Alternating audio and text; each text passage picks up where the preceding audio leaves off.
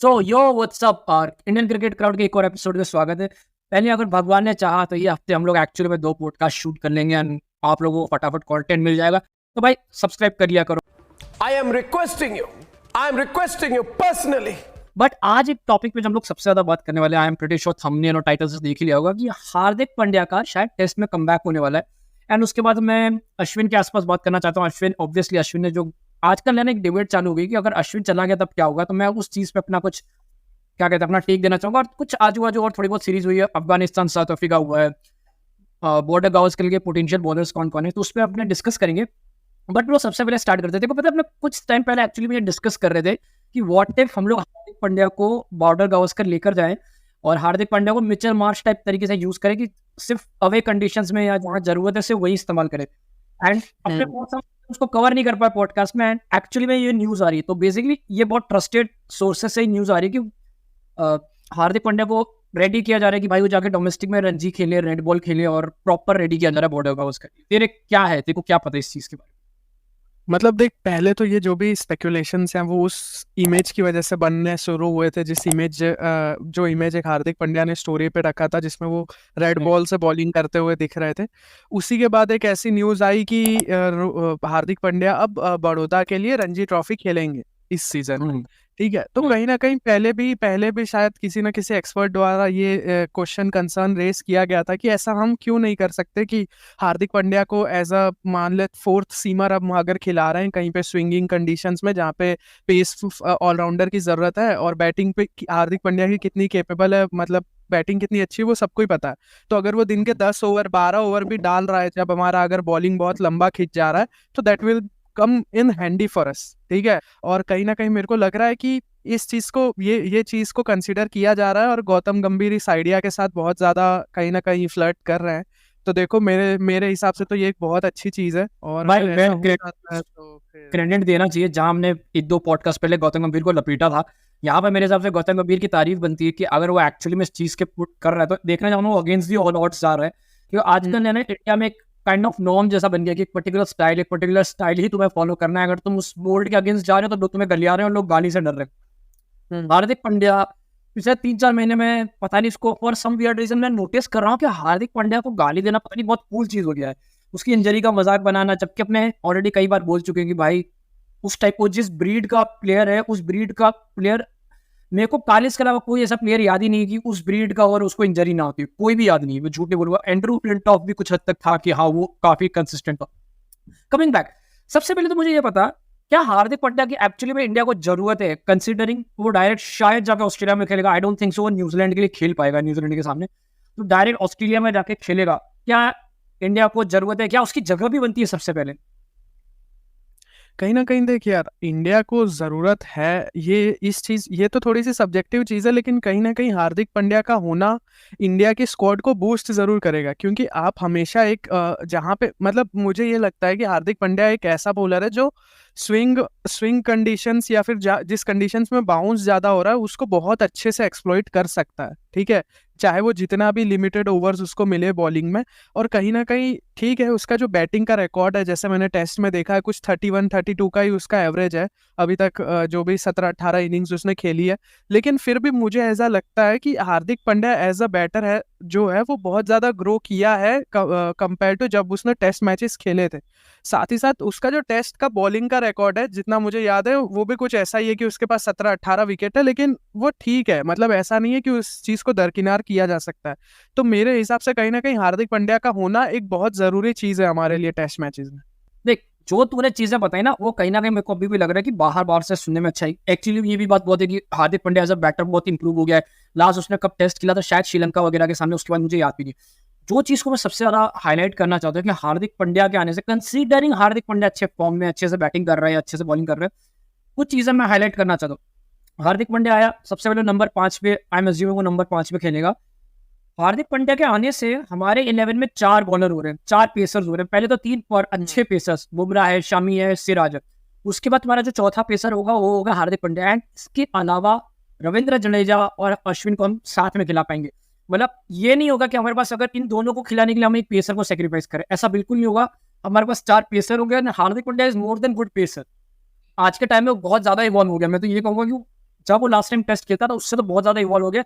It's just about कि उसकी injury को किस तरह से मैनेज कर रहे हैं, एंड इसके कारण नंबर 8 तक प्रॉपर बैटिंग होगी, अश्विन तक हमारी बैटिंग जाएगी, उसका शामी, बुमराह, सिराज तीनों मिलकर 30-40 रन मार सकते हैं, आई एम अज्यूमिंग। तो भाई हमारी जो बॉलिंग है ना वो बहुत डायनामिक हो जाएगी, हमारे पास बहुत डायनामिक प्रकार के बॉलर होंगे, बहुत ऑप्शंस होंगे, 6 बॉलिंग ऑप्शंस होंगे। इसके कारण एक और सबसे मेन पॉइंट जो मैं हाईलाइट करना चाहता हूँ, 5 टेस्ट मैच की सीरीज है जो बहुत लंबी होती है, अच्छे से अच्छे फिट से फिट बॉलर के ऊपर एक बहुत बड़ा टोल लेती है। कंसिडरिंग हार्दिक पांड्या आके बॉल कर रहा है, अगर वो एक इनिंग में 5 या 10 ओवर भी डाल रहा है तो ये एक है ना बहुत बड़ा लोड टेक ऑफ कर लेता है जसप्रीत बुमराह जैसे मेन बॉलर के ऊपर से। जहां पर अगर हार्दिक पांड्या नहीं खेल रहा होता तो बहुत चांसेस है कि जसप्रीत बुमराह 3 या 4 टेस्ट मैच खेलता, हालांकि उसने इंग्लैंड के सामने शायद 5 खेले, लेकिन वहां पर स्पिन का बहुत था, यहाँ पर शायद उसको ओवर ज्यादा डालने पड़ेंगे। तो हार्दिक पांड्या के आने से हम लोग अश्विन को खिला सकते हैं, हार्दिक पांड्या के आने से हमारे मेन फास्ट बॉलर्स को रेस्ट मिलेगा, एंड हार्दिक पांड्या अगर विकेट्स ले रहा है तो that is like cherry on the top वाला सीन, मैं वो कहना चाहूँ। हार्दिक पांड्या के आने से, क्योंकि वो एक तरह इतना अलग प्रकार का डायनेमिक ऑप्शंस दे रहा है ना अपने को, इतने सारे ऑप्शंस दे रहा है, कल को तू अगर मान ले अगर हार्दिक पांड्या है ना तो एक्चुअली में एक्सपेरिमेंट कर सकते कि अश्विन को हटा के मैं कुलदीप यादव को ले लूँ, हालांकि एकदम वाइल्ड एक्सपेरिमेंट है, लेकिन मैं कह रहा हूँ कि तू ये एक्सपेरिमेंट भी कर सकता है, वरना 2 स्पिनर तो खेल सकता है, वरना आज के टाइम में 3 पेसर और 2 स्पिनर ऑस्ट्रेलिया में, कंसिडरिंग ऑस्ट्रेलिया 2 बार टूर हार चुकी, मेरे को लगता है आधा इंच का भी टर्न होने वाला पिच बनाएंगे, 2 सेंटीमीटर भी बॉल टर्न नहीं होने देंगे, मेरा ये कहना है। कहीं ना कहीं हार्दिक पांड्या के होने से एक चीज ये भी हो सकती है ना कि मान ले जैसे अब रवि अश्विन के साथ हमेशा ये होता, अश्विन को कहीं ना कहीं ज्यादा गेम टाइम मिलने की अपॉर्चुनिटी हो जाएगी। फॉर एग्जांपल अगर समझ ले कि तू रविंद्र जडेजा और अश्विन को खिला रहा है और जडेजा इंजर्ड हो जाता है, ठीक है, तो तू उसके जडेजा की जगह तू अक्षर पटेल को ला सकता है ना। वरना अगर इसमें क्या होता कि अगर तुझे जडेजा, सिर्फ अगर तू जडेजा को ही खिला रहा है और फिर वो चोटिल हो जा रहा है तो तू अश्विन को खिलाता, या तो फिर तू सोचता कि नहीं यार मुझे अगर लेफ्ट आर्म स्पिनर की जरूरत है या लेफ्ट आर्म बैटर की जरूरत है अपने स्क्वाड में, तो तू सीधे अक्षर पटेल को खिला लेता, जो कहीं ना कहीं फिर थोड़ा सा रविचंद्रन अश्विन की जो जगह है उस पर थोड़ी डामाडोल हो जाती। पर मेरे हिसाब से कहीं ना कहीं बहुत सारे पॉसिबिलिटीज को हार्दिक पांड्या ऐसे खोल देगा कि अरे, और जरूरी भी नहीं है, अगर समझ पिच कम स्पिन हो रही है तो तू एक ही स्पिनर खिला सकता है, एक और बैट्समैन खिला सकता है, और फिर हार्दिक पांड्या आ सकता है नंबर 7 पे, जो कि मतलब समझ ले उसको तू 8 पे भी खिला सकता है और बोल सकता है कि भाई अगर टेल एंडर्स के साथ तुझे बैटिंग करनी है तो वो बहुत अच्छे से कर लेगा वो।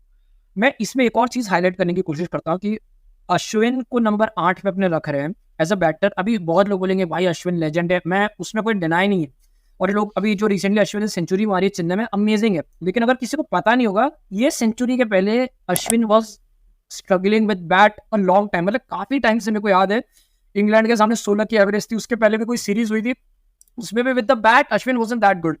तो ऑस्ट्रेलिया जैसी कंडीशन में पैट कमिंस, हेजलवुड जैसे बॉलर्स के अगेंस्ट मेरे लिए बहुत वो होगा कि यार हम तो एक तो 3 पेसर जा रहे हैं और 8वें पे अश्विन खेल रहा है, वो मतलब उतना कन्विंस नहीं हूँ। लेकिन हार्दिक पांड्या के आने से वो चीज़ बहुत बदल जाती है। लेकिन मैं इसमें एक बहुत ज़्यादा इंपॉर्टेंट चीज़ हाईलाइट करना चाहता हूँ, इंग्लैंड में हमारे 5 टेस्ट हैं, ऑस्ट्रेलिया में हमारे 5 टेस्ट हैं, कहीं ना कहीं ये 10 टेस्ट मैच है।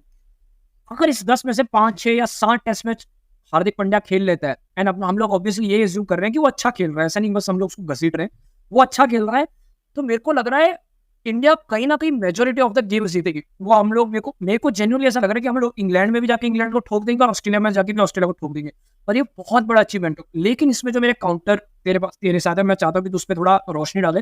हार्दिक पांड्या बहुत ज्यादा इंजरी प्रोन रहा है, इसमें कोई मतलब डाउट ही नहीं है किसी भी, ठीक है।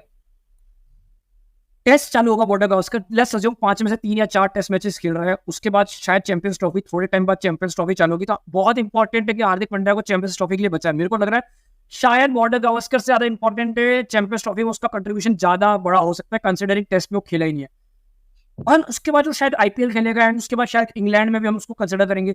तो यहाँ पर तो कैसे देख रहा है कि उसकी इंजरी कितनी सस्टेन कर पाएगा और उसके वर्कलोड को कैसे मैनेज किया जा सकता है, मतलब ये बहुत बड़ा सवाल है हार्दिक पांड्या के साथ।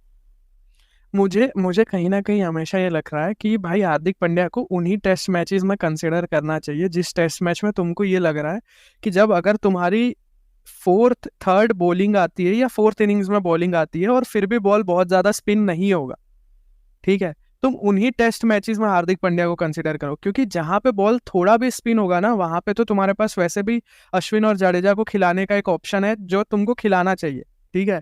अगर तुमको ऐसा लग रहा है कि भाई तुम्हारी कंडीशंस जैसी हमने साउथ अफ्रीका में फेस करी वैसी है कि भाई पूरा ग्रीन टॉप ही है, कुछ स्पिन विन कुछ हो ही नहीं रहा है, बॉल सीधे सीधे जा रहा है, हल्का फुल्का डेविएट हो रहा है, तो वहाँ हार्दिक पांड्या का होना तुम्हारे लिए ज्यादा हेल्पफुल हो सकता है।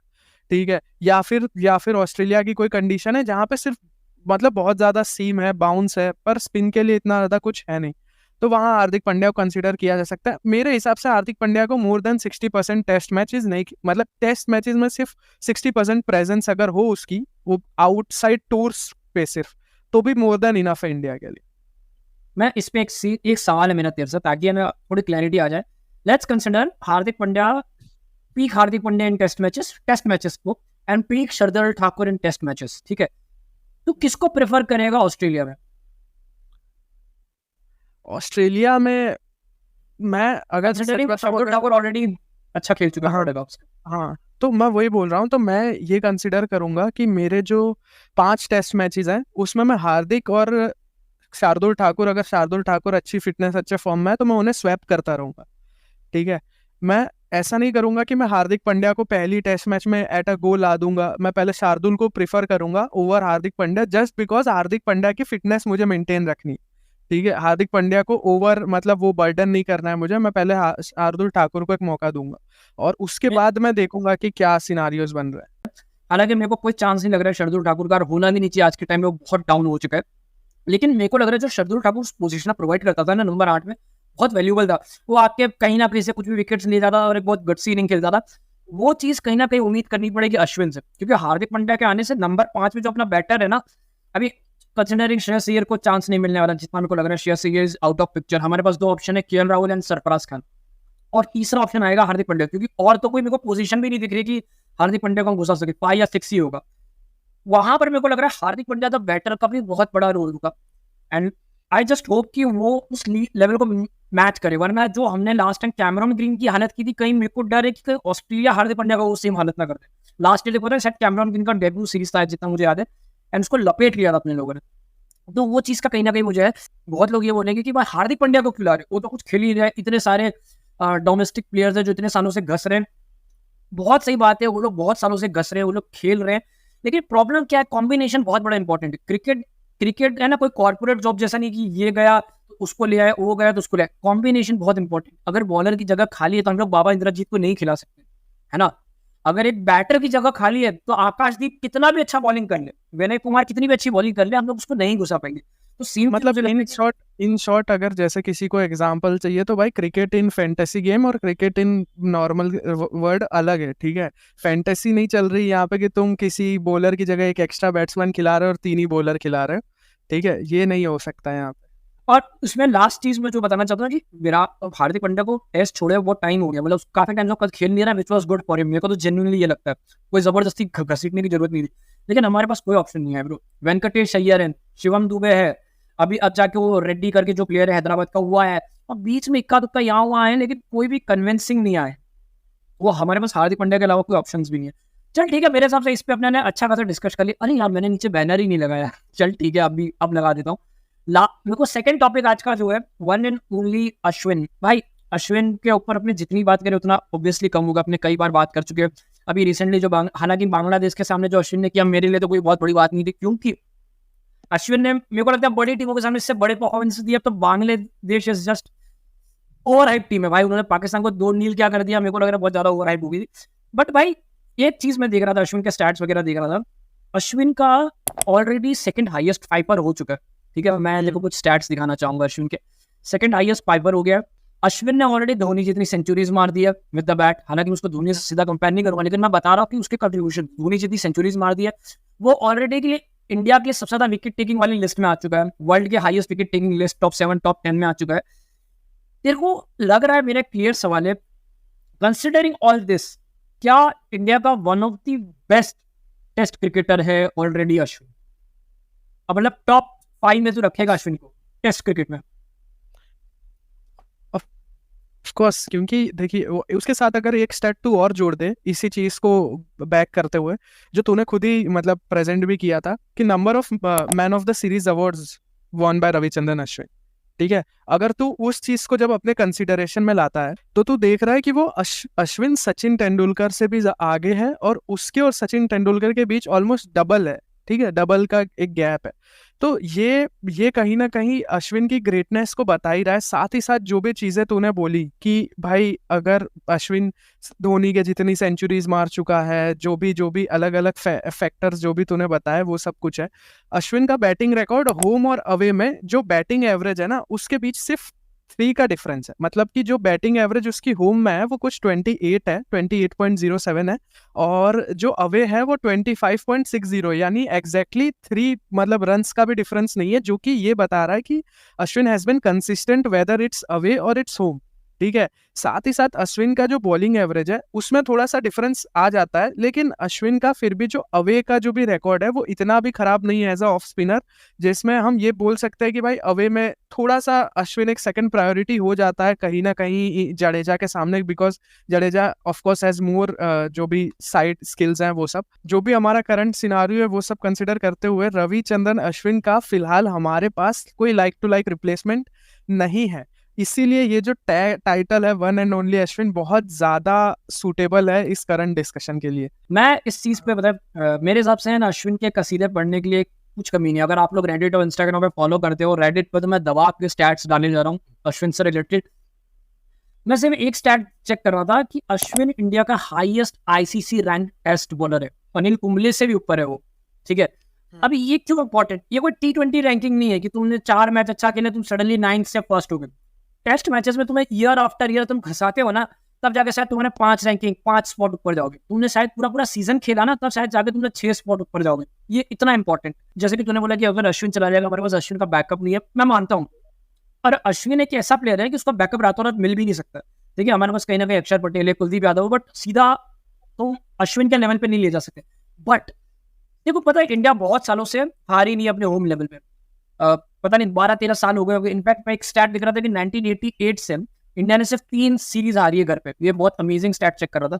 मैं जो चीज हाईलाइट करना चाहता हूँ, मैं मानता हूँ कि अश्विन का कोई बैकअप नहीं है, लेकिन मेरे को ये भी लगता है कि इंडिया ने कहीं ना कहीं वो चीज क्रैक कर ली कि हमारा मेन प्लेयर जाएगा तो पीछे से जो दूसरा प्लेयर आएगा तुरंत प्लग एंड प्ले हो जाएगा। फॉर एग्जाम्पल जब इंडिया ने जीतना चालू किया था होम पे, अपने स्क्वाड में उस टाइम गौतम गंभीर, सहवाग, सचिन, जहीर खान, हरभजन सिंह थे, वो लोग गए। पुजारा आया, मुरली विजय आया, तुम्हारा अश्विन आया, प्रज्ञान ओझा गया, जडेजा आया, आज के फिर उसके बाद उमेश यादव आया, ईशांत शर्मा आया, भुवनेश्वर कुमार ने खेला, शामी खेल रहा है, बुमराह आ गया है, बैटर्स में तुम्हारा मयंक अग्रवाल, जायसवाल, सब लोग आए। एक चीज कॉमन रही है कि इंडिया सिर्फ ऊपर गया है और इंडिया सिर्फ जीता है। इसमें सबके बहुत अमेजिंग कंट्रीब्यूशन है। हमने ऑलरेडी देख लिया कि 10 तो मैन ऑफ द सीरीज जीता, मतलब जितना द्रविड़, विराट कोहली और लक्ष्मण का तीनों का मैच मिक्स करोगे उतना तो अकेला अश्विन जीत गया। लेकिन मेरे को ऐसा लगता है कि ये टोटली अपने ये अज्यूम कर ले कि अगर अश्विन चला गया और इंडिया खत्म हो जाएगी, इंडिया की उस लेवल पे नहीं आएगा, मेरे को वो चीज इतनी अच्छी नहीं लगती। मेरे को ऐसा लगता है कि Ashwin is serving India, not India is not, India team is not serving क्या कहते हैं अश्विन वाला है। अश्विन ने जो कंट्रीब्यूशन दिया है उसके लिए बहुत ग्रेटफुल है। लेकिन मुझे ऐसा लगता है कि हमारे कैप्टन, हमारे मैनेजमेंट या हमारा जो भी क्रिकेट सिस्टम चला रहा है वो इस चीज को लेकर बहुत वेल अवेयर है। एक टाइम पे मैं यही सुनता था कि अगर सचिन चला गया तो क्या होगा, सचिन गया, विराट आया, सहवाग गया, क्या होगा, शिखर धवन आ गया, मुरली विजय आ गया। जब वो दोनों गए, रोहित शर्मा आ गया, जायसवाल है, पृथ्वी शॉ है, मयंक अग्रवाल है। तुम्हारा मिडल में एक टाइम पे पुजारा जिस तरह से खेलता था, मुझे लगता था कि भाई अब कुछ हो ही नहीं सकता, पुजारा के अलावा हमारे पास कोई है ही नहीं। पुजारा आ गया, तुम्हारे शुभमन गिल आ गया, के राहुल आ गया। तो मेरे को कहीं ना कहीं ऐसा लगता है कि अश्विन के जाने के बाद भी हम किसी ना किसी को डेफिनेटली उस लेवल पे ले जाएंगे। ऑलरेडी हमारे पास कुलदीप यादव है जिसको अपने इतने सालों में शायद इतने टेस्ट मैचेस दे ही नहीं पाए कंसिस्टेंट। हमारे पास ऑलरेडी अक्षर पटेल है एंड साई किशोर है हमारे पास। चलो मैं मानता हूँ वॉशिंगटन सुंदरिया, साई किशोर उस लेवल पे नहीं, अश्विन के लेवल पे। लेकिन वही बात है कि अश्विन भी जब नया नया आया था वो सीधा हरभजन सिंह के लेवल पे नहीं था। इट टेक्स टाइम, ठीक है। तो मैं जस्ट ये चीज पुट फॉरवर्ड करना चाहता हूँ। बाकी अश्विन की जितनी तारीफ करे वो कम ही है। भाई जो इंडिया का हम डोमिनेंस देख रहे हैं कि 2012 में हम शायद इंग्लैंड से सीरीज हारे थे और उसके बाद हम सीरीज नहीं हारे घर पे, ठीक है। इसमें बहुत बड़ा रोल रविचंद्रन अश्विन का है, ठीक है, और इस चीज को कोई भी डिनाई नहीं कर सकता है। और साथ ही साथ मैं ये भी कहना चाहूंगा कि अश्विन जैसा खिलाड़ी मतलब जो ठीक है अपने स्किल्स के साथ कंट्रीब्यूट कर रहा है, लेकिन साथ ही साथ एक जगह कैप्टन को थोड़ा टैक्टिक्स के साथ भी हेल्प कर रहा है। ये जो स्किल होती है ये सबके पास नहीं होती, ठीक है। तो कहीं ना कहीं रविचंद्रन अश्विन जिस भी कैप्टन को सर्व किया है, they have been very lucky, चाहे वो धोनी हो, फिर विराट कोहली हो और अब रोहित शर्मा हो, जिसको भी उसकी सर्विसेज का फायदा मिला है वो लोग बहुत ज्यादा लकी रहे हैं, ठीक है। मैं एक और चीज हाईलाइट करना मैं एक और चीज हाईलाइट करना चाहूंगा, मुझे अगर तो मुझसे पूछे, मुझे लगता है रविचंद्रन अश्विन एक और पूरा वर्ल्ड टेस्ट चैंपियनशिप का साइकिल खेल सकता है। मुझे जेन्युइनली ऐसा लगता है कि वो स्पिनर है, उसकी फिटनेस कोई एक पेसर लेवल पे नहीं चाहिए, लेकिन इसमें कोई डिनाई नहीं कि अश्विन ने जो टेस्ट मैचेस पे किया है वो already one of the greats है, उसमें कोई डिनाई नहीं है। एंड एक्चुअली मेरे को याद है कुछ कुछ सीरीज तो सिर्फ ऐसा था कि तुम सिर्फ अश्विन को बॉल दे दो और हम लोग जीत गए, मतलब इतना हो गया था कि भाई अगर कोई लेफ्टी है, मेरे को तो कभी कभी ऐसा लगता था कि कोई लेफ्टी बैटर आ भी क्यों रहा है बैटिंग करने, कोई टीम लेफ्टी बैटर को लेके क्यों आ रही है, क्योंकि अश्विन तुम्हें खा ही जाएगा। लेकिन एक चीज मैं लास्टली कहना चाहूंगा, अश्विन अगर आज के दिन भी रिटायर हो सकता है, उसने अक्रॉस द फॉर्मेट इंडिया को बहुत अच्छे से सर्व किया and he should be hella proud. मतलब अगर आज अश्विन रिटायर होगा तो मेरी नजरों में वो इजीली द ग्रेट है। मुझे ऐसा एक टाइम पे लगता था कि हरभजन सिंह से बेटर कोई स्पिनर नहीं हो सकता, अश्विन ने उसको सरपास किया और ये मेरे हिसाब से बहुत बड़ा कॉम्प्लीमेंट दे रहा हूँ मैं अश्विन। कि अश्विन पे कन्वर्सेशन खत्म होने से पहले मेरा एक क्वेश्चन है कि तेरे हिसाब से, तेरी मेमोरी में अश्विन का सबसे बढ़िया परफॉर्मेंस कौन सा है जो तुझे याद, एक इंडिविजुअल परफॉर्मेंस किसी भी फॉर्मेट में, किसी भी मैच में? हाँ, नहीं मैं टेस्ट मैचेस में दिखाऊंगा मेरे को। अच्छा, मैं एक ही हाईलाइट करना चाहूंगा, लेकिन उसके पहले मैं नोटेबली मेंशन करना चाहूंगा कि जब मेरे को अश्विन एकदम पागल हो जैसा ग्रेट लगा रहा, इंडिया वर्सेस साउथ अफ्रीका की सीरीज थी, इंडिया में थी और शायद क्विंटन डिकॉक या तो कोई तो लेफ्टी बैटर बैटिंग कर रहा था। दिन का पहला मतलब सेकंड थर्ड डे जो भी था, उसकी शायद पहली ओवर थी, अश्विन ने 3 या 4 ऑफ स्पिन डाले, बंदा बीट हो रहा है। एक अश्विन ने कैरम बॉल डाला, बंदे की बैट वेस्ट, मतलब वो अपने बोलते हैं ना कि डीन एल्गर था। हाँ शायद डीन एल्गर था, हल्का बैटर नहीं था, मतलब उसको ऐसा अपने बोलते हैं कि चिढ़ा के मार के ऐसे बुली करके आउट किया था। बट शायद 2008 में पिछला जो बीजीटी था उसमें शायद पहला या सेकंड टेस्ट मैच था जहां मुझे याद है उसने स्टीव स्मिथ, मार्नस लबुशेन को आउट किया था एंड उसने प्योर जीनियस तरीके से आउट किया था, जबकि एक कैच भी ड्रॉप हुआ था माइंड पर। मेरे को लगता है, मेरे को ऐसा क्या लगता है, मेरे को कभी लगता है ना कि अश्विन जब स्टार्टिंग में ओवरसीज खेलना चालू किया तो नहीं अच्छा, इतना अच्छा बॉलर नहीं था, लेकिन मैं यहाँ पर अगर उसको क्रेडिट देना तो मुझे लगता है उसको इतनी अपॉर्चुनिटीज नहीं मिली थी और उसके बाद इंडिया ने उसको टोटली ओवरसीज खिलाना बंद कर दिया था और उसको कभी चांस नहीं मिला अपने आप को ग्रो करने का ओवरसीज। जब लास्ट टाइम वो गया था वो हर बार पिछले टाइम से बेटर है, जब लास्ट टाइम में गया था वो मुझे नथन लायन से बेटर बॉलर लगा था बीजीटी। मेरे को स्टैट्स नहीं पता दोनों में किसने ज्यादा विकेट लिए थे, लेकिन वो नथन लायन से ज्यादा बेटर बॉलर था, कंसीडरिंग नथन लायन को हल्की टीम के सामने बॉलिंग करने मिला। तो मेरे लिए वो फेवरेट है। तेरा कौन सा है? मेरा उसी सीरीज का वो फेवरेट है भाई, जब अश्विन ने हनुमा विहारी के साथ टेस्ट मैच ड्रॉ कराया था। वो जो बैटिंग थी अश्विन की, वो मतलब उस टाइम जो एटीट्यूड था, रेजिलियंस दिखाना कि हाँ मुझे लग रही है ठीक है शायद मैं इतना इंजर्ड हो जाऊंगा कि मैं नेक्स्ट मैच ना खेल पाऊं, ठीक है, लेकिन मैं खड़ा रहूंगा क्योंकि सामने वाले बंदे को मुझसे ज्यादा लग चुकी है, वो तो पक्का नहीं खेल रहा है नेक्स्ट टेस्ट मैच, लेकिन वो खड़ा है। और भाई जो पार्टनरशिप थी ना वो इतनी मैं इसमें एक और सेम चीज अश्विन का हाईलाइट करना चाहूंगा। मेरे को पता है कई बार हाईलाइट हो चुका है, लेकिन मैं जो अलग माइंडसेट देना चाहता हूँ, जो उसने पाकिस्तान के सामने वाइड को छोड़ा है, उसका अगर किसी ने भी क्रिकेट खेला है, ठीक है, किसी ने भी कोई भी लेवल पे क्रिकेट खेला है जहां इतनी टाइट सिचुएशन है, तुम्हें एक रन चाहिए और तुमको कोई बॉलर है ना बीच टप्पी जान पे बॉल डाले, हमारे ऐसा बोलते हैं बीच टप्पी जान, तो नेचुरली है तुम्हारा नेचुरली तुम्हारा इंस्टिंक्ट है कि तुम बैट को ऐसे घुमा दोगे। वो इतना नेचुरल है कि वो तुम्हारा बस नेचुरल है, उस चीज को मैं बता नहीं सकता, वो इतना नेचुरल है। और अश्विन ने उस इंस्टिंक्ट को कंट्रोल किया, वो मेरे लिए बहुत बड़ा साइन है। वाइड मिल गया हमको ऐसे ऐसे या ऐसे हम लोग मैच जीतने ही वाले थे, ठीक है, लेकिन वो जस्ट चीज ये बताते कि अश्विन का कितना कंट्रोल है खुद पे, वो कितना सेल्फ अवेयर है और कितना कंट्रोल है उसका उस चीज पे। मेरे को वो चीज में हाईलाइट करना चाहता कि जिस तरह से उसने स्टीव स्मिथ का आउट कर प्लान बना के आउट किया था, ऐसा नहीं कि उसने बस बॉल डाला आउट किया, उसने बताया कि मैंने महीनों उसकी छोटी छोटी सी चीज देखी है कि स्टीव स्मिथ कैसे गार्ड लेता है, स्टीव स्मिथ कैसे ये लेता है। उसने बताया था कि उसके प्रीवियस सीरीज जो न्यूजीलैंड के साथ थी वो उसने पूरी देखी थी।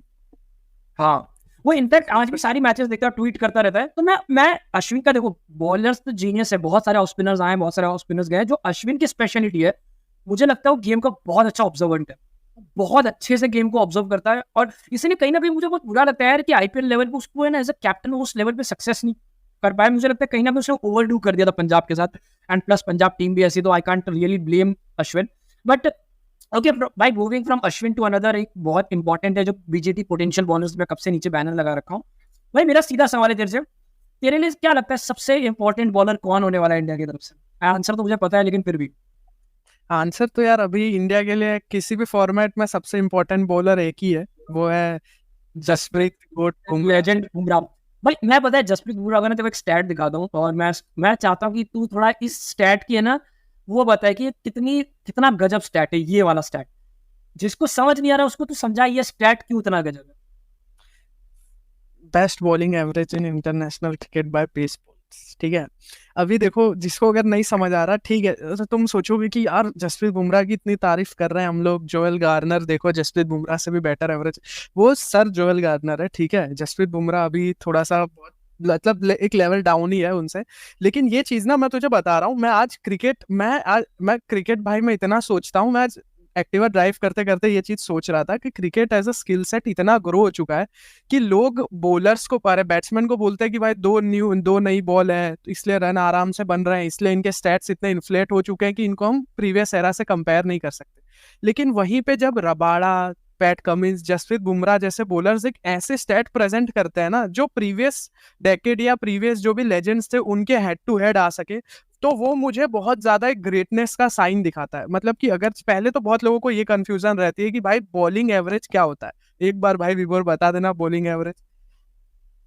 भाई बॉलिंग एवरेज बहुत सिंपल है। जैसे एक बैट्समैन का एवरेज होता है 50, तो मतलब हर इनिंग में 50 रन मारता है। वैसे ही बॉलिंग एवरेज सिंपल है कि वो 20 रन देके, जैसे जोएल गार्नर 20 रन देके एक विकेट लेता है, जसप्रीत बुमराह 21 रन देके एक विकेट लेता है। फॉर एग्जाम्पल अगर उसने 50 ओवर की मैच खेली है, अपने मानते हैं कि 10 ओवर है वनडे में, 10 ओवर उसने 40 रन दिए तो उससे 2 विकेट ले लिए ऑन एन एवरेज। तो ये सिंपल है। अब ये इस सेंस में बहुत ज्यादा जरूरी है, क्योंकि तुम यहाँ देखोगे बाकी के जो भी नाम है जसप्रीत बुमराह को छोड़ के, उसमें से शायद ग्लेन मैकग्राथ ने हियर एंड देयर कोई T20 मैचेस खेले होंगे, बाकी किसी ने T20 मैचेस नहीं खेले। और कई लोग तो ऐसे हैं जिनने बहुत ज्यादा वनडेज भी नहीं खेले, ठीक है, उन्होंने ज्यादातर टेस्ट मैचेस ही खेले। तो जैसे जैसे जब क्रिकेट ये एक बैट्समैन पैराडाइज गेम बनता जा रहा है, उस लेवल पे 400 विकेट लेने के बाद अक्रॉस द फॉर्मेट, जिसमें तुमने टेस्ट से ज्यादा T20 खेले, ठीक है, जहां तुम्हारा श्योर है कि तुमको रन पड़ने ही है, क्योंकि अब तो यार एंटरटेनमेंट के लिए पिचेस ही ऐसी बनाई जाती है जहाँ 170, 180, 200 तक टच हो, ताकि लोगों को देखने में अच्छा लगे, ठीक है।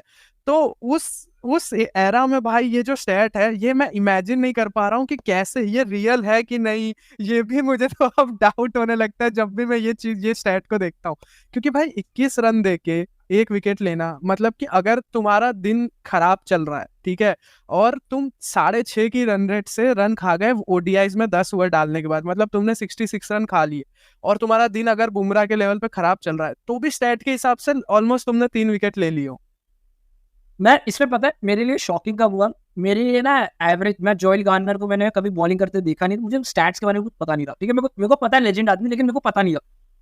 तो मैं ऐसी स्टैट चेक कर रहा था और मैंने देखा ग्लेन मैकग्रा के ऊपर है। तो मेरे लिए फास्ट बॉलिंग का एपिटोम है ग्लेन मैकग्रा। ऐसा तो मेरे को डेल स्टेन बहुत पसंद है, लेकिन ग्लेन मैकग्रा, मतलब मेरे को ऐसा हो कि ग्लेन मैकग्रा से बेटर एवरेज कैसे हो सकता, मतलब मेरे लिए ऐसा हो कि 1 मिनट, अब ये बड़ी बात है कि भाई तुम्हारा एवरेज ग्लेन मैकग्रा से कैसे। ग्लेन मैकग्रा ने ऑलमोस्ट कह सकते कि सेमी मॉडर्न टाइम में उसने बॉलिंग किया है ना, तो उसने भी ऐसा नहीं बोलूंगा कि एकदम 80s 90s 70s में खेला जहाँ बैटर्स रन ही नहीं मारते, उसने भी ऐसा है ना खेला जहाँ बहुत रन पड़ने लगे थे।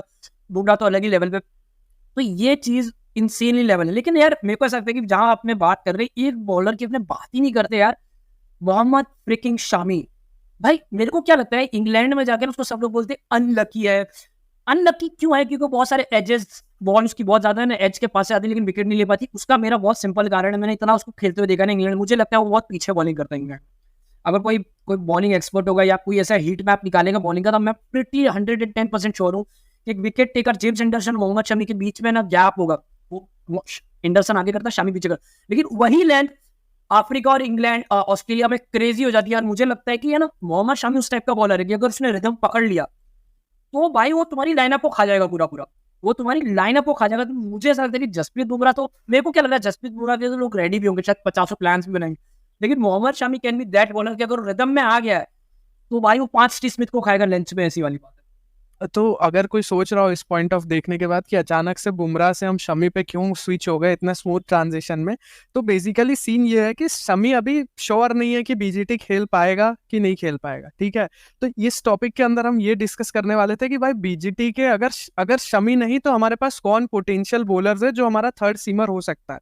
तो अभी तक के जो भी डायनेमिक्स बन रहे हैं, जो दिलीप ट्रॉफी में भाई मैंने अपनी आंख से उसको बॉलिंग डालते देखा, मुझे बहुत ज्यादा ऐसा लग रहा है कि आकाशदीप विथ अ नैगिंग, मतलब एक पेस जो वो कंटिन्यू करता है, ठीक है, उस पेस को, ऐसा नहीं है कि 10 ओवर डाल लिए तो उसकी पेस गिर जाएगी।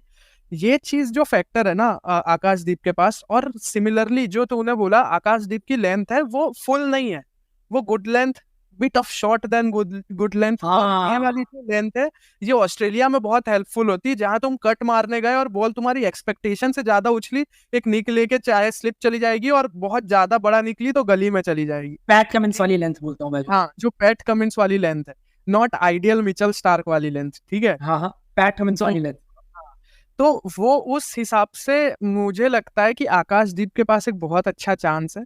साथ ही साथ मतलब अगर उसके साइड बाय साइड कंसिडरेशन देखें तो प्रसिद्ध कृष्णा भी कहीं ना कहीं कंसिडर हो सकता है।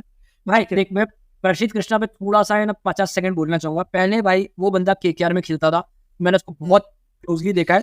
मुझे हमेशा से लगता था कि वो ओडीआई या टेस्ट का ही बॉलर है, लेकिन यार मैं उससे बहुत ज्यादा डिसअपॉइंटेड हूँ। उस बंदे को है ना काफी अच्छी अच्छी अपॉर्चुनिटीज कई लेवल पे मिली है, एंड उसने इसको बिल्कुल ग्रैब नहीं किया। वो नेचुरली टॉल बॉलर है, तेज डालता है, उसकी जो नेचुरल लेंथ है वही पैट कमिंस वाली लेंथ है, जो अपने बोलते हैं शॉर्ट ऑफ गुड लेंथ वाली है। और यार वो कंसिस्टेंट नहीं है। उसको अफ्रीका में शायद टेस्ट डेब्यू मिला था, मैं मानता हूँ डेब्यू में हर कोई अच्छा नहीं सकता, लेकिन उसको one of the best conditions मिली थी एज अ फास्ट बॉलर, और उसने वहां पर कंप्लीटली मटिया पलित कर दिया था। एंड आज के टाइम में शायद वो अनफिट भी है। लेकिन एक और बॉलर का मैं नाम लेना चाहता हूँ, मुकेश मेहरा का। हाँ, प्रसिद्ध कृष्णा के साथ मैंने एक चीज और नोटिस करी भाई, पेस नहीं आ रही है पहले जितनी। वो जो 140 के ऊपर वाली वो नहीं आ रही है अभी। मैंने दिल्ली ट्रॉफी काफी अच्छे से फॉलो करी। उसका जो भी लफड़ा है, देयर इज समथिंग सीरियस। तो मैं तो उसको बिल्कुल ही कंसिडर नहीं कर रहा। मैं उसके बदले शायद अर्शदीप को ले जाऊं या पता नहीं किसी और को ले जाऊं। लेकिन एक और बंदा है मुकेश मेहरा पे, आपका क्या कहना है ब्रो? वो बहुत ऑन ऑफ रहा है। वो मेरे को लगता है उसमें बहुत अच्छा पोटेंशियल है, वो जेन्युइन नहीं लगता है। लेकिन मेरे को लगता है इंग्लैंड सीरीज में उसको थोड़ी ये है क्या था, जैक क्रॉली वगैरह उसको लपेट लिया सडनली। मेरे को लगता है रोहित शर्मा या इंडिया उसके प्रति कॉन्फिडेंट महसूस नहीं करती, मुझे ऐसा लगता है। लेकिन वो ऑस्ट्रेलिया टाइप का बॉलर है। मुकेश मेहरात कैसा है ना भाई, मुकेश कुमार जैसे थोड़ा सा खराब ना लगे किसी को, तो मुकेश कुमार का थोड़ा सा ऐसा सीन है भाई कि वो थोड़ा सा फुल लेंथ बॉलर, ठीक है। मुझे लगता है कि वो इंग्लैंड या साउथ अफ्रीका जैसे स्विंगिंग कंडीशंस में बहुत अच्छा कर सकता है, ठीक है। लेकिन कहीं ना कहीं जहाँ ज्यादा बाउंस है, ठीक है, ज्यादा पेस की रिक्वायरमेंट है जैसे ऑस्ट्रेलिया, वहां पे ना भाई, जैसे तूने एक अर्शदीप का नाम लिया, उस पर भी अपने आएंगे, लेकिन एक नाम जो अभी धीरे धीरे राइजिंग अमंग द रैंक्स है वो है विजय कुमार वैशक, ठीक है। तो भाई मैंने देखा है उसकी पेस बहुत अच्छी आ रही है, ठीक है, वो बैटिंग भी अच्छी कर रहा है, और साथ ही साथ बहुत कंसिस्टेंटली विकेट्स ले रहा है। तो कहीं ना कहीं थोड़ा सा जो आरसीबी फैन है उसको भी यहाँ अच्छा लग रहा होगा सुन के, लेकिन भाई वो बहुत अच्छा कर रहा है इंटरनेशनल लेवल पे आने के लिए, ठीक है। क्या था ये? लेकिन भाई मैं एक चीज हाईलाइट करना चाहता हूँ, एक बंदे का नाम मेरे को पता, तुम लोग लेजिट गाली दे दोगे अगर इस पॉइंट पे देख रहे हो। भाई जयदेव उनटकट का क्या हो गया? उसका हुआ क्या यार? बंदे का बेचारे को जो इंडिया की रिसेंट टाइम में चांस मिले, उसने उसमें अच्छी बॉलिंग की है। हाँ यार, और बांग्लादेश की पिच पे अच्छी बॉलिंग की थी यार, वो गायब हो गया। पता है गायब हो गया से ठीक है, वो बंदा इतनी मेहनत कर रहा है ना, अगर कोई जाके जयदेव उनादकट क्या कर रहा है एक बार देखने की कोशिश करे भाई, वो काउंटी में इतनी अच्छी बॉलिंग कर रहा है, इतनी अच्छी। मेरे को ना पता नहीं क्यों फेसबुक सजेस्ट करता है जयदेव उनादकट के वीडियो मेरे को भी करता है भाई जयदेव उनादकट और युजवेंद्र चहल। हाँ, तो मैं जाके देखता हूँ भाई जयदेव उनादकट की बॉलिंग, जयदेव उनादकट की बैटिंग तो मुझे बड़ा अच्छा लगता है जयदेव उनादकट। मैं इसमें पता है क्यों जयदेव उनादकट का नाम ले रहा हूँ, जिनको आइडिया नहीं है भाई, वो शायद सौराष्ट्र के लिए खेलता है। तो सौराष्ट्र में अगर तुम जाकर खेलोगे ना, उसको लिटरली हाईवे बोला जाता है गुजरात में, कि हाईवे की पिचेस है। उसने वहां पर खतरनाक बॉलिंग कर करके विकेट्स ली, और शायद कैप्टन भी है सौराष्ट्र का। भाई जो बंदा ऐसी जगह पर विकेट ली, उसने बोला, उसने लिटरली पब्लिकली बोला है कि मैं चाहता हूँ कि भगवान मेरे को एक और बार चांस दे, रेड बॉल में तो मैं तुमको प्राउड करके दिखाऊंगा। और उसको चांस मिला, उसने परफॉर्म भी किया। फिर मैं बहुत शौक था, उसको शायद अफ्रीका में उसको खिलाया नहीं, है ना, अफ्रीका में वो खेला नहीं, बांग्लादेश के सामने खेला। फिर जो इंग्लैंड वाली सीरीज, तो मुझे लगा उसको यहाँ खेलेंगे, वहाँ खिला नहीं, वहाँ गायब था। अब जब ये बांग्लादेश आई है, अब तो मतलब वो सडनली चर्चा से बाहर हो गया, मतलब उसको कोई कंसीडर ही नहीं कर रहा है। ट्रॉफी में भी मौका नहीं मिला भाई। मैं बहुत शॉक था कि मेरे को ऐसा इंजर्ड हो, क्योंकि उनको पता नहीं होगा वो आइडिया नंबर 9 बहुत ज्यादा एम्पल बैटिंग कर सकते हैं। लोगों को आइडिया बैटिंग बहुत अच्छी है, उसकी बैटिंग बहुत अच्छी है। अगर कोई प्रॉब्लम क्या है, वो प्रॉब्लम क्या है, लोगों को है ना उसका सिर्फ मुंबई इंडियंस और कोलकाता या जो भी जिस भी टीम के लिए खेला आईपीएल, सबको उसका वही स्टिंट याद है। इट्स लाइक कि वो कभी भी T20 का अच्छा बॉलर था ही नहीं भाई। वो तो उसने राइजिंग पुणे सुपर जायंट्स के लिए कुछ कर दिखाया, लेकिन वो कभी भी T20 का अच्छा बॉलर था ही नहीं। एंड इनफैक्ट लास्ट के 4-5 साल से तो उसने अपने को टोटली रेड बॉल में डेडिकेट कर दिया। सौराष्ट्र क्रिकेट में तो लेजेंड बन चुका है वो। और मेरे को बहुत बुरा लग रहा है कि यार उसके बारे में सर हो सकता है मे बी ऑस्ट्रेलिया में उस लेवल पे इफेक्टिव ना हो, बट वो अपना फर्स्ट बॉलर हो सकता है।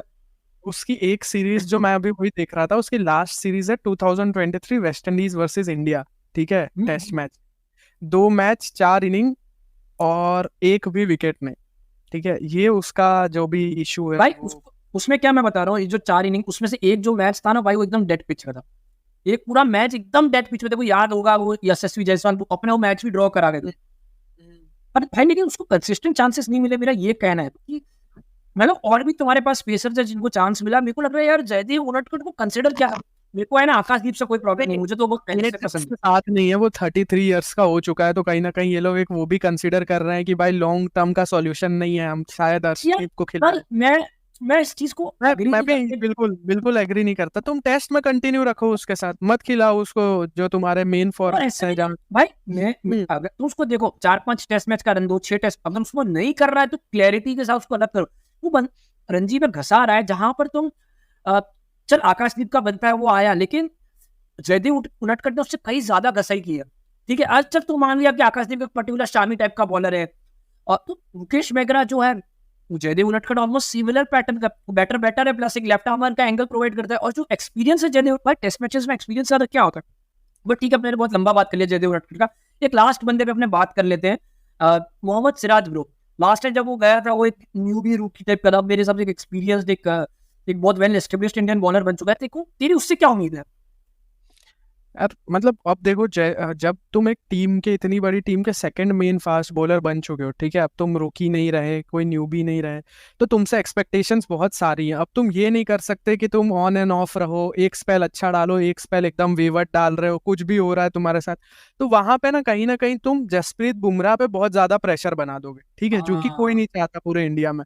तो मेरी उम्मीदें इस बार मोहम्मद सिराज से तो बहुत हाई है, लेकिन मैं चाहता हूँ कि कहीं ना कहीं वो ओवरडू ना करे। भाई जो तुम्हें बहुत अच्छे से आता है तुम वो करो, तुम्हारा स्किल सेट इनफ है वहां पे, ठीक है। मैं इस पूरा पॉजिटिव पोटेंशियल बॉलर्स को यहीं पर रैप अप करते हुए एक चीज बहुत क्लियरली बोल रहा हूँ, अगर मोहम्मद शामी सीरीज में अवेलेबल नहीं है, इंडिया का बहुत बड़ा नुकसान है। वो मतलब ऐसा नहीं छोटा मोटा, भाई आकाशदीप नो वंडर अच्छा टैलेंट दिखाया है, लेकिन अभी वो शायद उसने गिन के 4-5 टेस्ट मैचेस खेले, वो भी इंग्लैंड के सामने। इंग्लैंड को मैं एकदम लेवल पर कभी अच्छा मानता ही नहीं था, और बांग्लादेश के सामने। ऑस्ट्रेलिया में जाके खेलना तो एक अलग प्लेनेट में जाके अलग स्पोर्ट खेलने के लेवल पे मोहम्मद शामी का होना बहुत बहुत बहुत जरूरी है। तो क्योंकि भाई बॉलर्स हंट इन पेयर्स, तो बुमराह के साथ उस लेवल को मैच करने वाला बॉलर भी चाहिए, वरना वो लोग पूरा दिन बुमराह को खेलेंगे और अगली साइड से किसी और को पेलेंगे। मैं वो नहीं चाहता। बट ठीक है, मैं लास्ट के 1-2 टॉपिक्स पे हम लोग आ गए हैं। आज मेरे हिसाब से बहुत ज्यादा अच्छा डिस्कस कर लिया है। अफगानिस्तान वर्सेस अफ्रीका, भाई अब अफगानिस्तान कोई भी एंगल से फ्लूक नहीं रह गई है। कोई उनको ये नहीं बोल सकता कि भाई ये लोग फ्लूक मार के जीत रहे हैं या फिर जो भी है। शायद ही कोई टीम बची जिनको ये लोग ने हराया नहीं, और सब जिसको भी हराया लोग बहुत कन्विंसिंगली हराया। ऐसा भी नहीं बोला कि यार ये हो गया नहीं। अभी हुआ ये कि अफ्रीका को ये लोग ने यूएई में ओडीआई सीरीज हुई 3 मैच की, जिसमें से 2 में लपेट लिया, और जो 2 में लपेटा है बहुत बड़े मार्जिन से हराया है। और ऐसा भी नहीं बोलूंगा कि अफ्रीका का एकदम ही सी या डी टीम थी, नहीं। माकरम दार, बबूमा थे, उनके काफी अच्छे पोटेंशियल प्लेयर्स थे। इनफैक्ट अफगानिस्तान के साइड से इब्राहिम जडरान नहीं खेल रहा था, मुजीबुर रहमान नहीं खेल रहा था, है ना, नवीन उल हक रिटायर हो गया है, और ऐसे में अफगानिस्तान ने लपेट लिया। भाई अफगानिस्तान का ये जो ग्रोथ है, एक साइड हम लोग पाकिस्तान को देखते हैं, वहां पर मैं रोज कुछ ना कुछ सुन रहा हूँ कि भाई कोचेस बदल दिए गए, प्लेयर्स बदल गए, प्लेयर्स इन ट्रांजिशन आए। भाई इंडिया में भी पिछले 10-12 साल में कई कोचेस आए, 3 से 4 कोचेस आ गए। अनिल कुंबले का फियास्को हुआ, न जाने कितने चेयरमैन आए, चेयरमैन गए इंडिया के बीते को भी पता होगा, राइट। सिलेक्टर्स बहुत सारे चेंज हुए, एक सिलेक्टर का तो लिटरली लीक हो गया ना, कुछ तो स्टिंग ऑपरेशन हो गया। फिर भी इंडिया कंसिस्टेंट रही है। यहाँ पर अफगानिस्तान की क्राइस पे गई है, श्रीलंका भी। भाई अफगानिस्तान में देखो क्या ऐसा लग रहा है कि वो लोग मतलब क्या तेरे को एक्सपेक्टर लग रहा है कि क्यों ऐसा न्यूट्रियोनिक राइस देख रहे हैं वो लोग। तुझे इसका एक अच्छा सा एग्जांपल मैं तुझे देता हूँ। तूने कभी भी, चल नवीन उल हक वाला थोड़ा बहुत जो भी केस हुआ वो हुआ, लेकिन तूने कभी भी अफगानिस्तान की टीम से कोई भी एंटी डिसिप्लिनरी टाइप न्यूज़ नहीं सुनी होगी, ठीक है। भाई वो लोग ना अपने क्रिकेट को लेके बहुत ज़्यादा पैशनेट हैं, बहुत ज़्यादा डिसिप्लिन्ड है, और कहीं ना कहीं यही उनके राइस का एक बहुत बड़ा कारण है कि भाई तुम जोनाथन ट्रॉट, ऐसा नहीं कि जोनाथन ट्रॉट कोई बहुत बड़ा कोच था अफगानिस्तान ज्वाइन करने से पहले, ठीक है, तुम जोनाथन ट्रॉट से इतना अच्छे से चीजें सीख रहे हो, आगे बढ़ रहे हो। तुम उमर गुल को बीच में लेके आए थे, काफी लंबे टाइम उमर गुल भी था उनके साथ, तुमने अपनी बॉलिंग इंप्रूव करी। और कहीं ना कहीं अफगानिस्तान के साथ जो प्रॉब्लम थी पहले कि भाई बॉलिंग हमारी बहुत अच्छी है, लेकिन बैटिंग में हम कहीं ना कहीं कहीं फियास्को कर दे रहे हैं और उसकी वजह से मैचेस नहीं जीत पा रहे हैं, ठीक है। तो जो वो चीज है उस पे जोनाथन ट्रॉट और साथ ही गुजरात का जो एक प्लेयर है, एक रणजी प्लेयर, डोमेस्टिक प्लेयर है, उनका बैटिंग कोच है, बैटिंग कोच है, उन दोनों ने बहुत बढ़िया काम किया है उनकी बैटिंग को लेके। उनकी बैटिंग अब एक बहुत ज्यादा मैच्योर्ड वे में प्रोग्रेस करती है। लोगों को अपने रोल पता है कि भाई अगर मैं इब्राहिम जादरान हूँ तो मेरा रोल ये है, अगर मैं नजीबुल्ला हूँ तो भाई मेरा रोल ये है, राशिद खान आ रहा है बैटिंग में तो उसको पता है उसका रोल क्या है, ठीक है। मेरा अफगानिस्तान, मतलब मैं अफगानिस्तान की इस राइस का बहुत बड़ा फैन रहा हूँ। बस अब मेरे पास अफगानिस्तान से सिर्फ एक एक्सपेक्टेशन बची है कि भाई टेस्ट अच्छा खेलो। अगर तुम टेस्ट के अच्छे टीम बन जा रहे हो तो तुम बहुत बहुत जल्दी ना, लोग बांग्लादेश को भुला के, या अब तो लगभग भुला ही चुके हैं बांग्लादेश को कंपेयर टू अफगानिस्तान, तो मतलब जो एक टेस्ट की कमी है ना तुम वो भी दूर कर दोगे। मैं इसी चीज में बोलना, देखो टेस्ट में तो बहुत टाइम लगेगा, लेकिन मैंने ना उनको टेस्ट मैच खेलने के लिए भी उनके अंदर आग देखी है, मैंने देखी है। भले लोग कैसा नहीं खेले, ना खेल पाए अच्छे से, लेकिन उनके अंदर है ना वो जो स्पिरिट होता है ना, फायर, वो तो अलग लेवल पे। लेकिन जो मैं एक चीज मैं हाईलाइट करना चाहता हूँ, एक बंदा रहमानुल्लाह गुरबाज, भाई वो बंदा क्या कर रहा है ब्रो। इस सीरीज में भी उसने एक 150 के आस 104 मारा, अगले में 84 मारा, जहां उनकी पूरी टीम 140 150 पे ऑल आउट हो गई। भाई इब्राहिम जटरान, रहमानुल्लाह गुरबाज, अब ये सब कोई ना विराट कोहली रोहित शर्मा लेवल पे नहीं है, लेकिन क्रिकेट में एक बहुत अमेजिंग चीज होती है सॉरी आइडेंटिफाई और लिमिटेशंस जो अपने बोलते हैं। उन लोग अपनी लिमिटेशंस को ना एकदम जानते हैं कि हम लोग ऐसे हैं, ये हमारी लिमिटेशन है, ये हमारी स्ट्रेंथ है, और उन लोग उसको डे बाय डे उसको है ना बेटर करते जा रहे हैं। और ये बहुत अमेजिंग है ब्रो। मेरे को लगता है ना बहुत सारी टीम को एक्चुअली इसको देख के सीखना चाहिए कि हम क्या कर सकते हैं, हम कैसे कर सकते हैं। बहुत सारी टीम है भाई, इनको भी ना, इनका तो शायद पता नहीं आज के टाइम में अफगानिस्तान देश किस हालात में किसी को पता भी नहीं है। इनमें से कितने लोग एक्चुअल में अफगानिस्तान में रहते हैं वो भी मेरे को बहुत बड़ा डाउट लगता है, ठीक है। और ऐसी सिचुएशंस में आगे जहाँ ऑस्ट्रेलिया क्रिकेट जैसा तुम्हें लिटरली बॉयकॉट कर रहा है, और ऐसे में आगे लोग इस लेवल का राइज दिखा रहे हैं, तब तुम्हारे पास ये बहाना नहीं होना चाहिए कि हमको पैसे नहीं मिलते, हमारा चेयरमैन खराब है, हमारा बोर्ड खराब है, पता नहीं हमारे यहाँ बहुत सारा क्रिकेट नहीं हुई। ये सब बहाने मेरे हिसाब से अफगानिस्तान क्रिकेट क्लियर बता रहे कि भाई कोई बहाने नहीं है, तुम अगर खेलना चाहो तो तुम अब, क्योंकि अब अफगानिस्तान में कंसिस्टेंट हो गए भाई। अब मैं इनको बहुत सीरियसली लेने लगा, मैं चैंपियंस ट्रॉफी में टॉप 5 टीम में इनको देख रहा हूँ। मैं एक और चीज पॉइंट करना चाहूंगा कि अफगानिस्तान का जो राइज है उसमें एक फैक्टर और है, मतलब मैं किसी को डिमीन नहीं करना चाहता, लेकिन Afghanistan as a way fluke type जो प्लेयर्स थे उनसे आगे बढ़ के मोर कंसिस्टेंट प्लेयर्स पे मूव हुआ है। जैसे कि तुम जो अहमद शहजाद से, अहमद शहजाद नहीं साले, अहमद शहजाद पाकिस्तान का है, ठीक है, मोहम्मद शहजाद से भाई वो गुरबाज पे ट्रांजिशन देखोगे, ठीक है। तुम जराई जैसे प्लेयर्स से एक बैटर जो, और रहमत शाह जैसे प्लेयर्स को देखोगे, ठीक है। All in all evergreen Mohammed Nabi तुम्हारे साथ कंटिन्यू कर ही रहे हैं अगले 50 सालों तक, तो तुम्हारा जो ग्रोथ है, ठीक है, वो तो भाई कंटिन्यू रहने ही वाला है, ठीक है भाई। मैं तो एक बात बताऊं, मैं कहीं पढ़ रहा था कि मोहम्मद नाबी कुछ 90s में भी क्रिकेट खेल चुका है अफगानिस्तान। 96 में वो आकाश चोपड़ा के साथ एमसीसी के उसमें था। भाई लेट्स जस्ट कंसीडर कि वो उस टाइम पे कितने साल का, 20 साल का तो रहा होगा ना आदमी, मतलब इतना तो रहा ही होगा ना।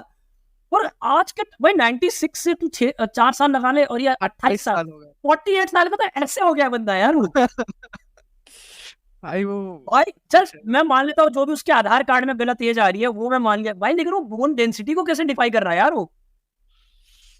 भाई लॉन्जेविटी इज अ स्किल भाई लॉन्जेविटी एक अलग होता है, वो बायोलॉजी को डिफाई कर रहे हो कि भाई तुम लॉन्जेविटी दिखा। मेरे को लग रहा है ना उसने अपने आप को ऐसे कन्विंस कर दिया कि जो कार्ड पे एज लिखी ना वही मेरी एज है, जो मैं 100% मानता हूँ गलत है। कोई एंगल से 37, 38, 39 का नहीं है वो, इतने सालों से खेल रहा है यार। मैं कितने टाइम से उसका नाम सुना हूँ। ठीक है, last and not the least, India versus Bangladesh. Actually मैं ऑनेस्टली बताऊं, मैं तो ये टॉपिक में डिस्कशन भी नहीं करना चाहता, बट ठाकुर ने बोला कि अपने को डिस्कस करना चाहिए, क्योंकि मेरे हिसाब से वेस्ट ऑफ टाइम है। बांग्लादेश कभी भी मेरे हिसाब से टीम नहीं थी, इसीलिए जब पाकिस्तान को उन्होंने हराया था मैं इतना ज्यादा एजिटेटेड था कि मेरे को समझ ही नहीं आ रहा था कि ये पॉसिबल कैसे है। मैं उस टाइम भी बोला था कि हर वीडियो पर क्रिकेट बांग्लादेश ने खेलिया, उसके सामने पाकिस्तान उससे घटिया कैसे खेल सकता है। अपने सबने देख लिया। मैं जब एक्चुअली में गजब किस्सा बता, मैं ठाकुर को बोल रहा था, ठाकुर ने बोला अपने डिस्कस करेंगे। मैं ठाकुर को बोला भाई इसमें वीडियो क्या बनाऊंगा, कुछ बोलने जैसा ही नहीं है। वही चीज हुई है, इंडिया आई, 2-3 विकेट गिरे, अश्विन ने रन मारे, उसने रन मारे, हमने आगे बांग्लादेश को लपेट लिया। तो ठाकुर मेरे को बोलता है भाई जो 25 मिनट का जो टाइम गया ना, जिसमें शांतो ने क्या आगे बढ़ के छक्के वक्के मारे, बहुत अच्छा खेला। तो मैं उसको वही बोल रहा था कि पूरे 5 दिन या 4 दिन में मैं 25 मिनट में क्या डिस्कस करूँ। मतलब टेस्ट मैच इतना लंबा, उसमें मैं 25 मिनट निकाल रहा हूँ, तो भाई देयर इज नथिंग। तो तेरे को जो बोलना भाई बोल दे, क्योंकि मेरे लिए तो सिंपल है, मैं इसको जैसा वार्म अप मैच कंसिडर करता हूँ। बांग्लादेश आज के टाइम में बहुत घटिया क्रिकेट खेल रही है, उसमें भाई कोई मेरा डाउट नहीं है। मतलब, हाँ मतलब इसमें ना थोड़ा सा एक अपना डिसअपॉइंटमेंट वो ऐड करना चाहता हूँ भाई, टुवर्ड्स, तो तू साले खा रहा है, मेरे को भूख लगी, ठीक है। ठीक ठीक, तो मैं अपना डिसअपॉइंटमेंट ऐड करना चाहता हूँ टुवर्ड्स मेहदी हसन मिराज। भाई मेहदी हसन मिराज की जो बैटिंग थी ना टेल एंडर्स के साथ, मतलब देख, मेहदी हसन मिराज भाई एक ग्रोइंग पोटेंशियल नेम है कि भाई तुम आगे जाके अब शाकिब का रिप्लेसमेंट बनोगे, ठीक है, तुम शाकिब के लेवल पे हो, दिस दैट, तुम्हारे पीछे पूरा पीआर लगा हुआ है बांग्लादेश का, और तुम एक ऐसे बैटिंग कर रहे हो कि भाई पहली बॉल, लास्ट बॉल पे स्ट्राइक रोटेट नहीं कर रहे हो, कभी दूसरी बॉल पे स्ट्राइक रोटेट कर ले रहे हो। मतलब यार ठीक है, वही मीडियोकर क्रिकेट खेल रहा है बांग्लादेश। मैं कहीं ना कहीं उम्मीद करूंगा कि बांग्लादेश यहाँ से बहुत भाई इम्प्रूव गलत कर। उम्मीद कर रहा है ब्रो, बहुत गलत उम्मीद कर रहा है। मैं तो अभी भी कह रहा हूँ, तू ना भाई मेहदी हसन मिराज में पोटेंशियल है, लेकिन भाई Ashwin Jadeja they are just too good for them, मेरा सिंपल मानना है। मैं ऑनेस्टली बताऊं भाई, ये तो चल, ये तो पार्ट ऑफ क्रिकेट है, तुमको खेलना पड़ता है, बांग्लादेश वगैरह के साथ सीरीज करनी पड़ती है, कोई मतलब ही नहीं है सीरीज का। मैं तो इस पॉइंट पे आ गया हूँ आज के टाइम में। मेरा तो ये क्लैरिटी है कि इंडिया वर्सेस बांग्लादेश कोई सीरीज भी नहीं है, कि इतना ज्यादा वन साइडेड है ब्रो। अगर तेरे को इंडिया एक मैच भी हार गया ना, तो मैं इसको सीरियस भी लूँ, क्योंकि भाई मैंने मैचेस देखे, देखने के लिए देखे, लेकिन इससे ज्यादा मैंने ना पाकिस्तान बांग्लादेश फॉलो किया था, कि वहां पर कुछ दिख रहा था मेरे को। भाई इट्स जस्ट, भाई बहुत ज्यादा ओवर पावरिंग है ये, बहुत। अगर किसी ने एनीमे देखा तो उसमें वन पंच मैन करके एनीमे है, जिसमें ऐसा होता है जो मेन कैरेक्टर होता है वो किसी को भी एक पंच मारता है और लोग मर जाते हैं। तो ये उस लेवल का है कि भाई मेहदी हसन मिराज बहुत अच्छा है, लेकिन भाई बुमराह, शामी या अश्विन जडेजा जो भी है, जस्ट बहुत ज्यादा है भाई। तुम हो सकते हो की बॉलिंग बहुत अच्छी लगी भाई इस मैच में, तूने अगर ध्यान दिया हो तो। हाँ, अच्छी बॉलिंग मतलब वही है कि 11 लोगों में से एक दो का इधर उधर से चुनना पड़ रहा है कि हाँ, ये पता है कैसा है कि तू है ना पॉइंट आउट कर रहा है कि भाई देख ये बहुत अच्छा हुआ था, देख देख देख ये बहुत अच्छा हुआ था, जबकि ओवरऑल पिक्चर में कोई दिखेगा हसन महमूद में टैलेंट है, तस्किन अहमद में टैलेंट है, हम सबने इस बात को माना है, लेकिन लॉन्गर फॉर्मेट में जो भाई वो बहुत टाइम लगेगा, बहुत टाइम, बहुत मेहनत लगेगी। मैं बस ये बोलना चाहूंगा कि भाई मैं इस वीडियो के नीचे अपने सोशल मीडिया हैंडल्स मेंशन कर दूंगा, अगर कोई बांग्ला टाइगर मेरे को सपोर्ट करना चाहता है। क्योंकि उनकी ऑनलाइन प्रेजेंस बहुत जबरदस्त है भाई। तो अरे यार, और पता है जब पाकिस्तान वाला हुआ था ना, तो मैंने उनको बोल दिया था कि ये लोग ने मीडिया पर क्रिकेट खेली है, which according to me was तारीफ। मैं बांग्लादेश क्रिकेट की तारीफ कर रहा था, भाई बांग्लादेश से बंदे डीएल से गाली दे रहे हैं मेरे को। मैंने बोला भाई स्टेडियम मैं इसका क्लिप काट के और खुद डालूंगा इंडियन क्रिकेट क्राउड के एक रील में कि देखो मैं कितनी तारीफ किया हूँ बांग्लादेश की। इन ऑल ऑनेस्टी में सारे रिस्पेक्ट बोल रहा हूँ, शाकिब अल हसन तो मेरे को बहुत गजब प्लेयर लगता है, लेकिन Bangladesh at best mediocre team है टेस्ट में, एट बेस्ट। ये तो मैं अपने साइड से लेवरेज दे रहा हूँ ना, उनसे घटिया मैंने टीमें नहीं देखी टेस्ट में, मैं कुछ करती नहीं है भाई, उनको मैंने हमेशा खाली हारते हुए देखा है। ये तो सीरीज ही नहीं होनी चाहिए, इंडिया बांग्लादेश की तो सीरीज भी नहीं होनी चाहिए भाई। हाँ बेबी, तुम बांग्लादेश में जाके खेलो, वो लोग अपने घर में इतने बड़े बड़े रैंक टर्नर्स खिलाते हैं, 25-30 उनके पास लेफ्ट आर्म स्पिनर्स है, सब कुछ मजा भी आता है। लेकिन जहाँ साला पता नहीं ये लोग ने न्यूजीलैंड को न्यूजीलैंड में टेस्ट कैसे हरा दिया। मैं तो आज तक सोचता हूँ कि भाई साला हम नहीं कर पा रहे, ये लोग ने क्या, मतलब भाई भगवान मालिक क्या है, cricket is actually a funny game. चल मेरे हिसाब से अपने ऑलमोस्ट सारी डिस्कस कर लिया, अपने इस चीज को यही एंड करते हैं। अगर कोई यहाँ तक देख रहा है, thank you boys, thank you so much.